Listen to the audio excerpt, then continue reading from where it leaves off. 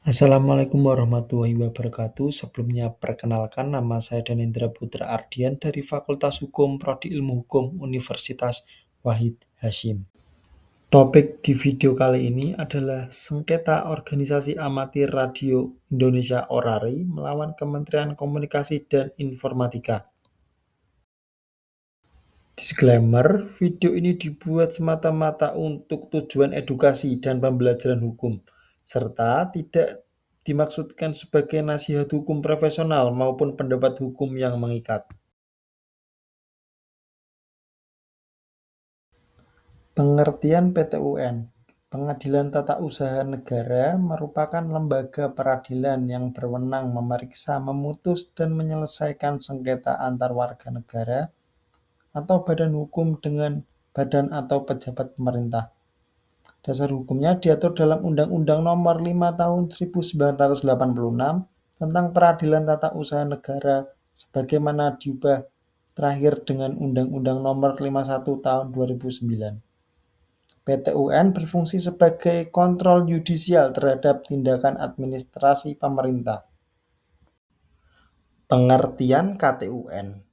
Dalam hukum administrasi negara, objek sengketa PTUN disebut Keputusan Tata Usaha Negara atau KTUN. Menurut Pasal 1 Angka 9 UU PTUN, KTUN adalah penetapan tertulis yang dikeluarkan pejabat pemerintah yang bersifat konkret, individual, final, dan menimbulkan akibat hukum. Artinya, keputusan tersebut secara langsung mempengaruhi hak atau kepentingan seseorang maupun badan hukum. Objek sengketa. Objek sengketa dalam perkara ini adalah Surat Keputusan Menteri Komunikasi dan Informatika Republik Indonesia Nomor 575 Tahun 2021. Keputusan tersebut berisi pengukuhan kepengurusan pusat Orari masa bakti 2021 sampai dengan 2026. Karena keputusan tersebut dikeluarkan oleh pejabat pemerintah dan memiliki akibat hukum, maka keputusan tersebut termasuk KTUN. Identitas perkara. Perkara ini diperiksa di PTUN Jakarta dengan nomor perkara 22-G-2022-PTUN JKT. Putusan tersebut kemudian dikuatkan pada tingkat banding oleh Pengadilan Tinggi Tata Usaha Negara Jakarta. Dengan demikian, perkara tersebut telah memperoleh kekuatan hukum tetap atau inkrah. Kronologi singkat, permasalahan bermula dari adanya konflik internal mengenai kepengurusan Orari. Di tengah konflik tersebut, Menteri Komunikasi dan Informatika menerbitkan surat keputusan yang mengukuhkan salah satu kepengurusan Orari. Namun terdapat pihak yang merasa dirugikan oleh diterbitkannya keputusan tersebut, sehingga mengajukan gugatan ke PTUN Jakarta. Argumentasi penggugat. Pihak penggugat berpendapat bahwa penerbitan surat keputusan tersebut mengandung cacat administrasi. Penggugat menilai prosedur penerbitan keputusan tidak dilakukan sebagaimana mestinya. Selain itu, penggugat juga menyatakan bahwa keputusan tersebut bertentangan dengan prinsip-prinsip pemerintah yang baik. Argumentasi tergugat. Sementara itu, pihak tergugat yaitu Kementerian Komunikasi dan Informatika menyatakan bahwa keputusan tersebut diterbitkan berdasarkan kewenangan yang sah. Tergugat juga berpendapat bahwa seluruh prosedur administratif telah dijalankan sesuai ketentuan hukum yang berlaku. Oleh karena itu, tergugat meminta agar gugatan penggugat ditolak.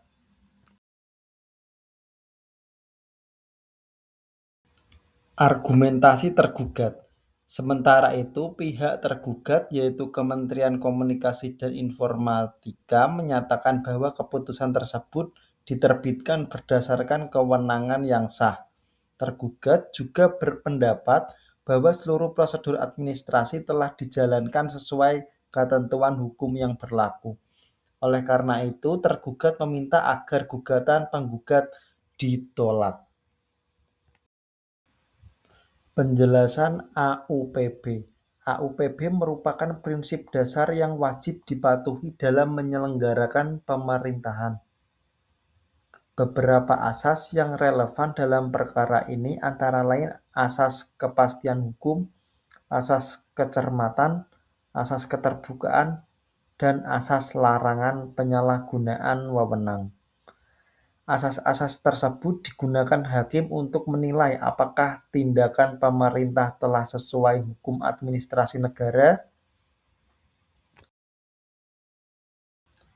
Alat bukti dan pertimbangan hakim.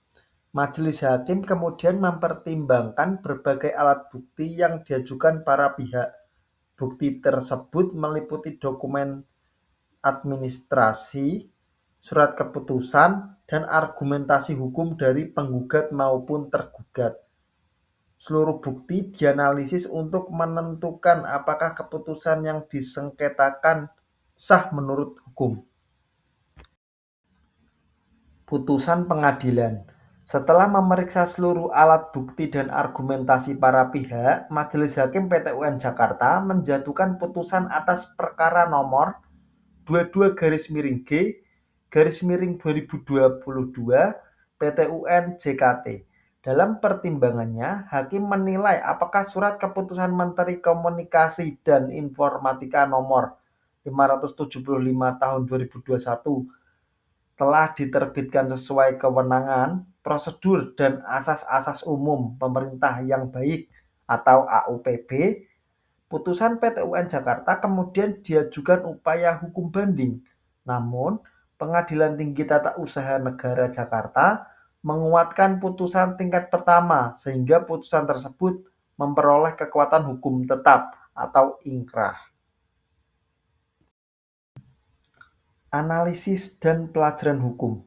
Kasus ini menunjukkan bahwa setiap tindakan administrasi pemerintahan dapat diuji melalui mekanisme hukum. Pejabat pemerintah wajib memperhatikan kewenangan, prosedur, dan prinsip pemerintahan yang baik dalam menerbitkan keputusan. Selain itu, PT UN memiliki peran penting dalam mencegah penyalahgunaan wewenang oleh badan atau pejabat pemerintah.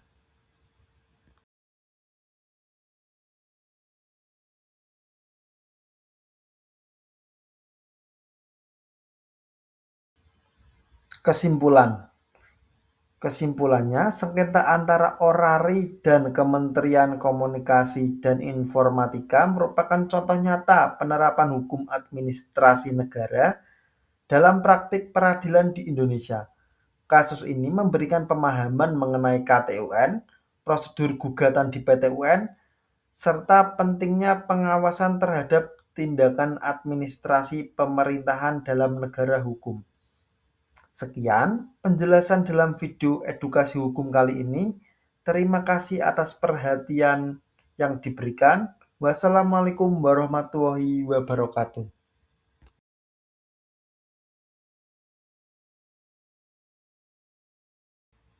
Sumber hukum. 1.